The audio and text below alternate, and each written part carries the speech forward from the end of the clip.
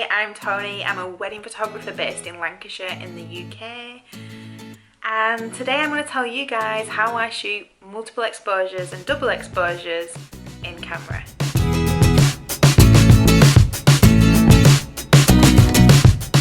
Here are some examples of double and multiple exposures that I've taken before. I absolutely love making creative images like these, and best of all, they're all created in camera, so there's nothing that's photoshopped at a later date.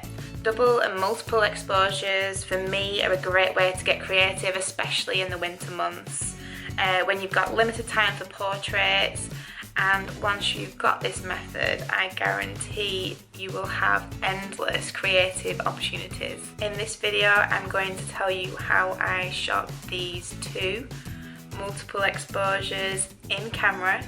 They were both made using 4 separate exposures at the same wedding within the space of about 10 minutes, which shows how creative you can be in such a short amount of time.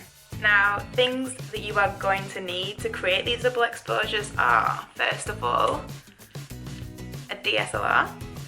You are also going to need some triggers and some receivers for your flash. Now, I also use the mag mod modifiers just because they're super quick and super easy to use. This one's got a CTO gel on at the minute, but I also use grids as well. Now, I'm going to specifically be using my Canon 5D Mark III to show you how I shoot multiple exposures. Most DSLR cameras will have the option of shooting double and multiple exposures. The settings that I'm going to use within the camera, so the menu settings in the camera, are going to be specifically related to the 5D Mark III, but the method in how I shoot multiple exposures will be able to use no matter what camera you're using to get creative. So first of all, a little bit of background into multiple exposures and double exposures.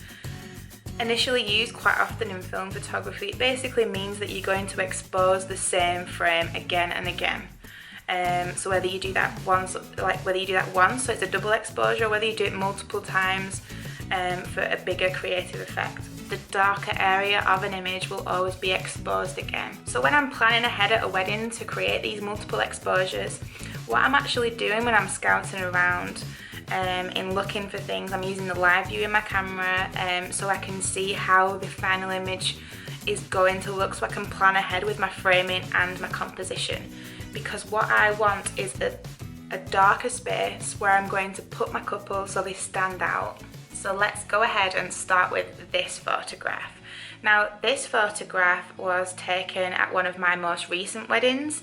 It's made up of 4 separate exposures. So when I'm creating a double or multiple exposure, I'm always going to shoot a base image first. This means I can come back to that base image and overlay at a later point in the wedding. So for me, the base image is always going to be my couple, so I can clearly see where I'm going to add specific areas of creativity to the image. My plan for this particular photograph was to backlight the couple with a halo effect so they stood out in the frame amongst all the flames coming from the candle. Now, this base image is going to be something that I expose again later, so I need the background to be as dark as possible. Now, I've taken this first frame outside with little ambient light around to ensure that the whole space around the frame is dark. Now, I've placed the flash on a light stand approximately 10 meters behind the couple, pointing towards them. The off-camera flash is fired using triggers.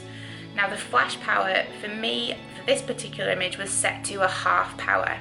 I've also used a mag grid. This is to control the spill of the light, and also a full mag CTO gel so that I can balance the light with the flames from the candles later. This is my base frame. I'm using the Canon 85mm 1.2 lens. Your settings may vary dependent upon the location, but I have my ISO set to 400. My shutter speed is 1/25th. And my aperture is 2.8. I've tried to keep my ISO as low as possible, as I am unable to change this later on when I come to make my double exposure. So it's important to know that you can't change your ISO, but you can change your shutter and you can change your aperture when you go to make the double exposures. So once I have my base frame, I can then come back to that at any point during the wedding and overlay more images. So to start overlaying images, on my Canon 5D Mark III, I'm going to use the style button. Now this is the button on the back of the camera around top left, and it looks a bit like a paintbrush. I am then going to scroll across to the middle icon labelled multiple exposures. If I press set, it opens the menu. Now when I've opened the multiple exposure menu, I need to press set again to turn on function control. This is to enable multiple exposures. Moving down the menu, I then choose additive for the control setting, which is the option that's most similar to film photography, where frames are overlaid. Now the number of exposures I have chosen is 4, and I save all the images. And lastly, I shoot continuously because this is easier to see when you're building up your multiple exposure. Now all I need to do is go back and select my backlit couple of the portrait so I can start overlaying my images. So now I'm ready to get creative, and what I'm going to do is just move my camera around. I can change my shutter speed and I can change my aperture, and I'm going to move my camera around the candles, placing the candles in the space around. So I'm placing the candle flames in the space around the couple. So I'm very careful not to cross the couple at all, because I want them to be perfectly framed with a very clear space behind them, because I want them to stand out. I really find that live view helps during this process because it shows you a ghost image of your base image, so you can clearly see where you're going to have the space around, so you're never going to cross over at all. So the ghost image will always be showing if you use live view. Now there's nothing stopping you from changing your lenses at this point either. Now I shot my base image on the Canon 85mm 1.2, but I didn't have a lot of room around the candles to use the 85mm, so I've actually changed my lens at this point to the 24mm 1.4. And my final image was shot at ISO 400 because that's something that I can't change. The aperture is wide open at 1.4. I have changed my shutter to 1/250th of a second. This is to make sure that the image is well exposed. Now I quite often find when I'm shooting multiple exposures, you're overlaying the images. So you need to almost underexpose them a little bit more than you would, because you don't have as much manipulation afterwards. So you need to make sure they're slightly underexposed, because you're exposing them again. If you're not careful, they'll end up being a little bit too bright. But this is all trial and error, and you can go back and try this process again, but my advice would be just maybe underexpose a little bit. Because I chose the continuous function, so continuous shooting of the multiple exposure, each frame that I then take in live view, so the next 3 continuous frames are going to build up my 4 image exposure. So the first one is the base image, and then the next 3 frames are the ones that are going to build up my multiple exposure. So again, use live view, it helps. Less work to do after, less photoshopping, all in camera. So now moving on to this photograph. Now this photograph was also taken using 4 exposures. The method with the settings in my camera is exactly the same as the first when I come to use the style button later. Same thing again, I'm looking to expose the darker areas of the frame again. So when I was doing my test shoot before, when I was trying to find some creative things, I was shooting up into the chandelier, which left me this circle, this dark circle in the middle of the image. So I knew that I had that space for the couple. This is my second base image. I have placed the flash on a stand facing towards the bare wall. What this does is this gives me a circle of light onto the wall, perfect circle. I have then added a blue mag gel, creative blue mag gel for the colour, and a grid to control the circle. So what the grid does is it refines the circle a little bit. So what I have here now is I have the perfect backdrop for my couple. So the flash is on a 1/4 power, pointing away from the couple towards the bare wall. A approximately 5 meters from the wall, so that you'll just have to move this flash back and forth until you find the right size circle for you.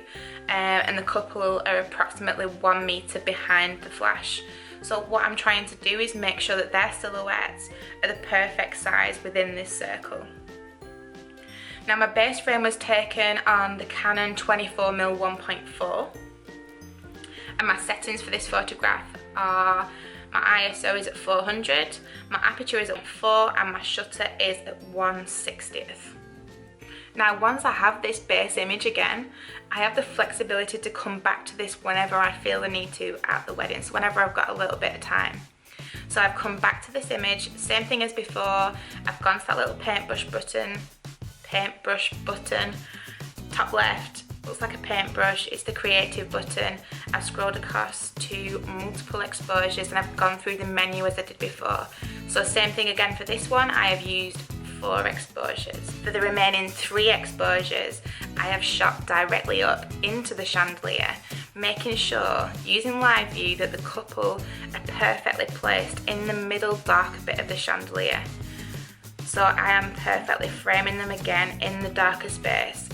I have then also changed my settings again to expose for the chandelier.